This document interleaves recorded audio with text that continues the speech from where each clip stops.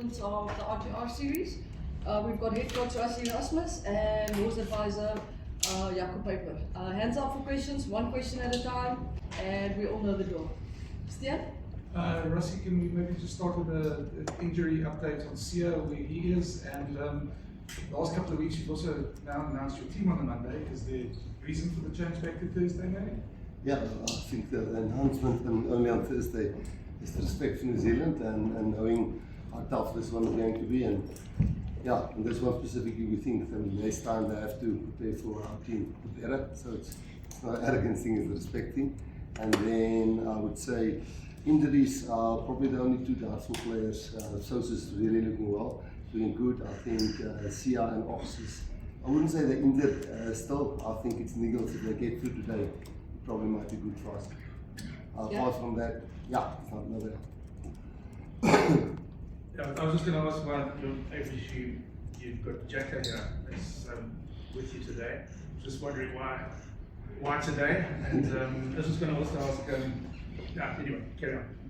No, well, obviously we're not going to announce the team today, and then sitting and having a player here, having to answer questions, then people will obviously ask that player, and then we don't want to announce the team today. So yeah, my opinion is, the New Zealand's played 4 matches, and there's certainly been a narrative out there which I think is very technical around the speed of the game, the slowing down of the game, and I think Jaco's much better able to answer those questions because he helps us with all of those technical things around laws and so on. Well, sorry. Over here first, then you, Greg. Me. Rassie, I was wondering, you have 3, top class fly-offs, and we've seen them through the year. What is your thinking currently? You probably don't want to give away too much, but what is your thinking currently about how to use those 3? Well, I'm going to pick 2 for this weekend, and they will be announced on Thursday. And I'm pretty sure during the next 4 weeks and ending in Baltimore, for the series is very long against New Zealand.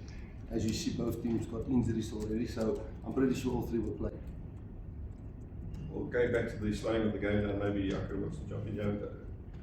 Can you give us some technical detail if it's even the case, whether the game is actually being slowed down? Oh, look, obviously there was a shape of the game meeting beginning of the year where all the big issues, big ticket issues in the world is being discussed. And look, things that come out of there is now we call it the key focus areas for referees, and that's basically the contract between refereeing and coaching. Coach your players to play this way, we'll try and referee this way, and then there's alignment on Mondays post-match.